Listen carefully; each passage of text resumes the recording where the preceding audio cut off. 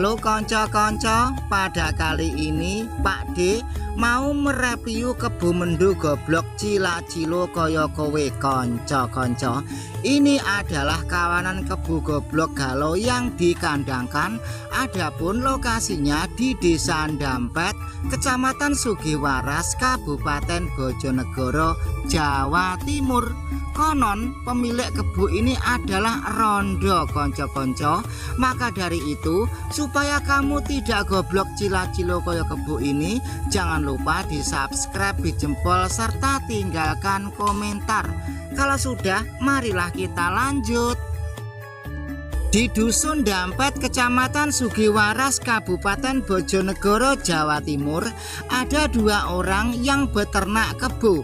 Yang pertama, kebonya dikandangkan seperti ini, jadi tidak digembala atau tidak diengon. Untuk makannya cukup dengan cara ngarit. Karena kebo itu panganane akeh, walaupun tidak enak, yang penting akeh, maka ya bisa dikatakan kewalahan. Lalu yang satunya kandangnya berada di tengah hutan.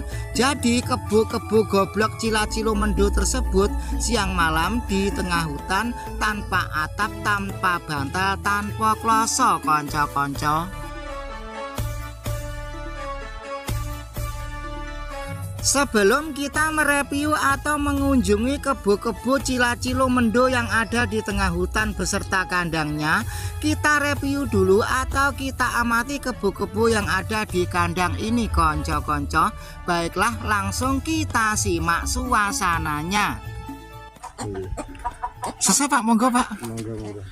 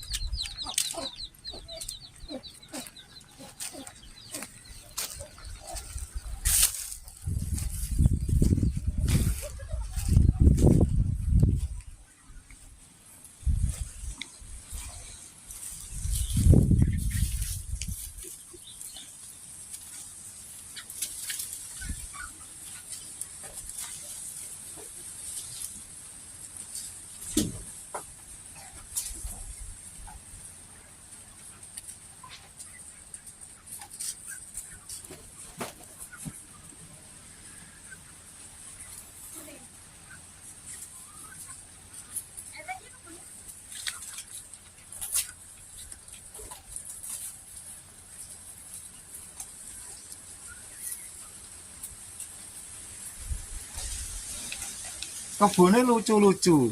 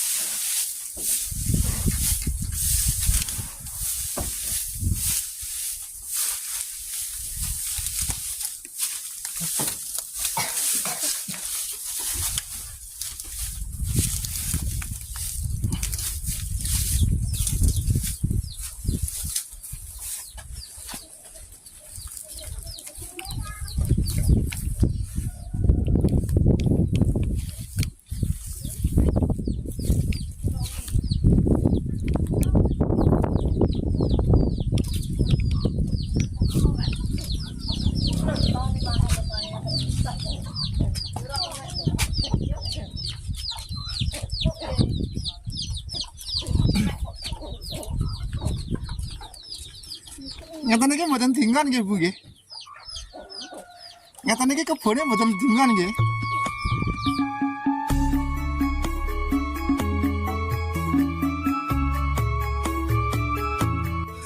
Selanjutnya, bagi konco-konco yang ingin tahu lokasi tersebut, ikuti vlog perjalanan pada kali ini. Ini adalah jalan lintasan dari Sugiwaras menuju ke Temayang. Nanti setelah sampai di Sumur Gempol, ada sebuah gapura terpencil, kita belok kiri. Kita melewati lahan sawah kekeringan seperti ini, dan jarak tempuh dari tempat ini ke kampung tersebut sekitar 2 km konco-konco.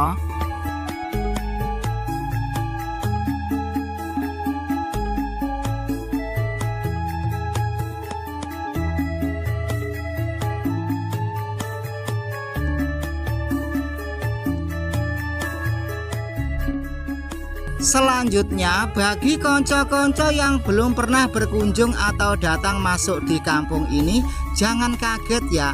Kenapa demikian? Bagi orang dari luar yang masih asing dan belum dikenal, kalau masuk di kampung ini biasanya kita itu diinget-inget terus, ditamat nih bagaikan kedatangan artis kondang dari ibu kota. Jadi sebelum itu, maka konco-konco sudah tidak kaget lagi bila mana mendengarkan menyimak konten video YouTube yang satu ini. Ini adalah Kampung Dampet. Di kampung inilah domisili orang yang punya kebo yang kandangnya berada di tengah hutan. Namanya Bapak Kastam. Nah, sekarang konco-konco yang sudah menyimak konten video YouTube ini mudeng dan tahu toh bahwa kampung ini berada di tengah hutan, pelosok terpencil, maksudnya dikelilingi hutan. Adapun lokasi tempat angon kebo yang ada di tengah hutan tersebut, dari kampung ini masih sekitar 2 km. Kita melewati ladang jagung atau ladang persil perhutani.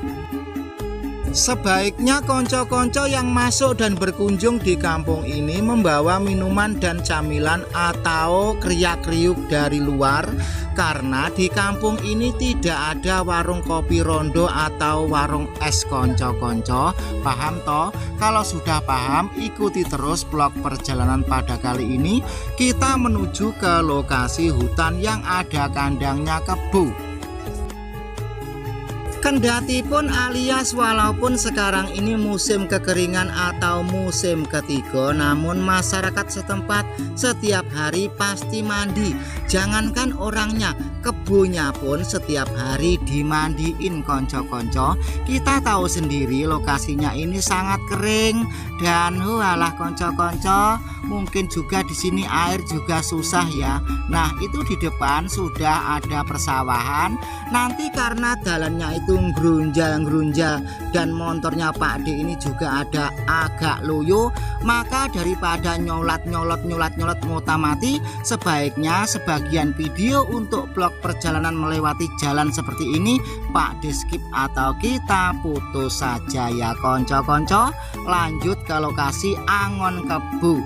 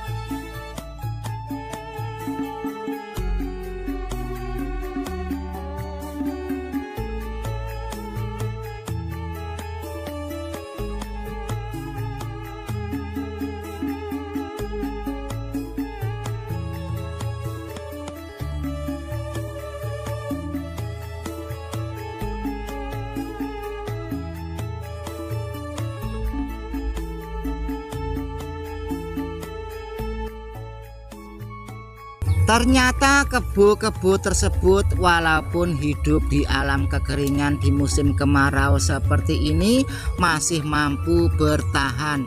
Kebo ini setiap harinya dari kandang yang ada di tengah hutan tersebut berjalan kurang lebih 3 km untuk ke lembah mencari air konco-konco. Dan di sini pun kita tahu rumput-rumput sudah banyak yang kering dan mati karena kekurangan air. Nah, itu ada 2 ekor gudel yang plonga-plongo mendo cila-cilo koyo kowe konco-konco. Nah, gudel ini agak mirip sekali dengan pedet. Pedet adalah anak sapi.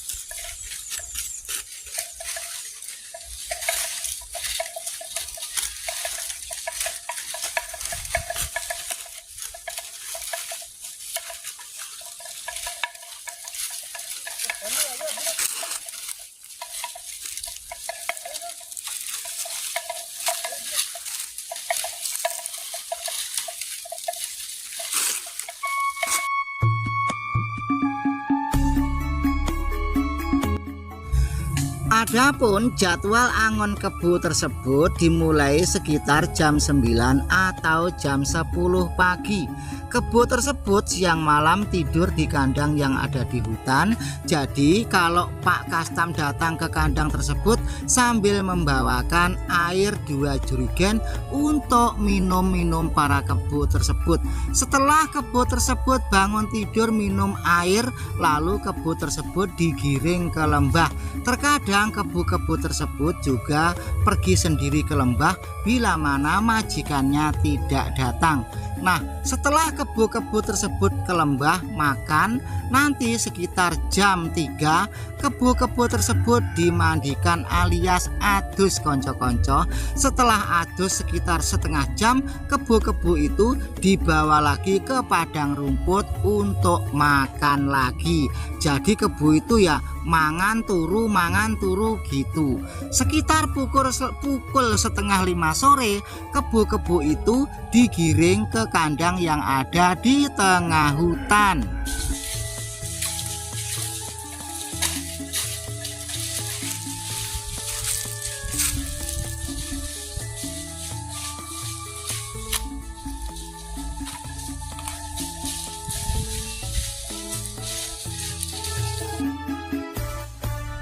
Selanjutnya sekitar pukul setengah 5 atau jam 5, pokoknya menjelang maghrib lah, kebo-kebo tersebut sudah terbiasa harus pulang. Jadi kebo-kebo itu berjalan ngintik menuju ke kandang semula.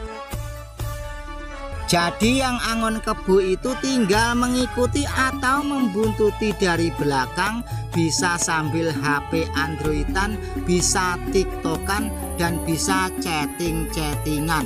Namun ya namanya kebo, walaupun sudah saatnya untuk laut atau ngandang, kalau ada rumput yang hijau di jalan tetap berhenti untuk ngerenggut-ngerenggut atau emplok-emplok.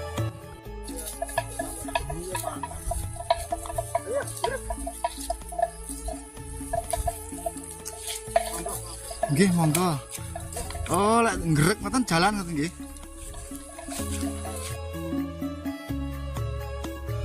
Selanjutnya, bagi konco-konco yang ingin mengerti dan tahu kandang kebo yang ada di tengah hutan seperti ini cuma menyerupai pagar keliling dengan ketinggian kurang lebih 1 meter. Kebo itu ora iso nyolot, berbeda dengan kuda konco-konco.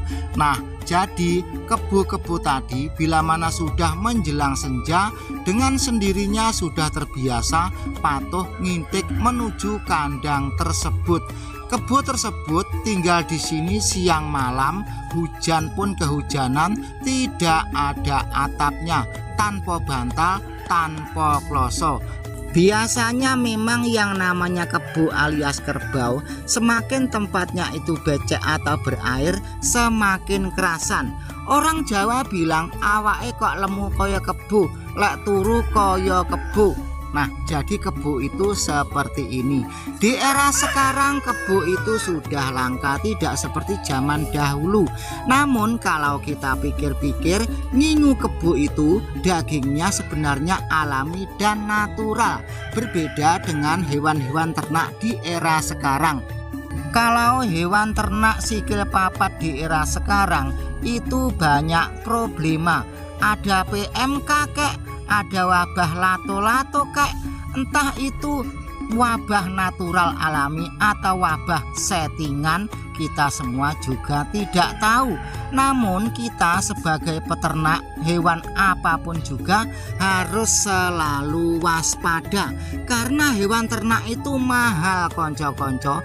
Bibit sapi itu sekarang kalau pedet paling tidak harga 16 juta.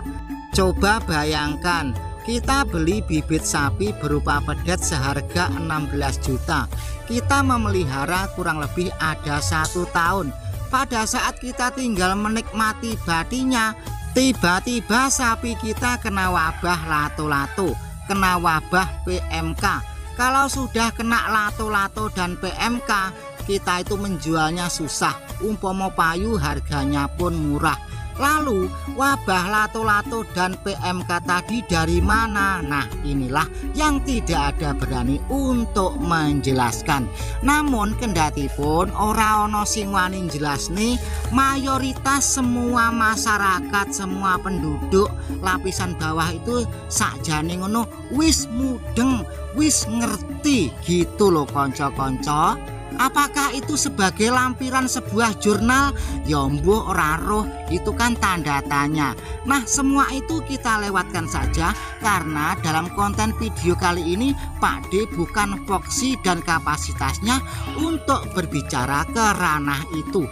Kali ini kita berbicara ke ranah budel anak kebo yang mendo goblok cila-cilo konco-konco. Semoga konten video YouTube ini beredukasi, menginspirasi, memotivasi, dan menginformasi. Ada kurang lebihnya mohon maaf yang sebesar-besarnya. Tak lain apabila Pak D telonyar-telonyor ceplas-ceplos untuk kepentingan humor. Wassalamualaikum warahmatullahi wabarakatuh. Salam sehat sing nonton, sing ditonton karo sing gawe video. Wis ya kanca-kanca, videone wis bar.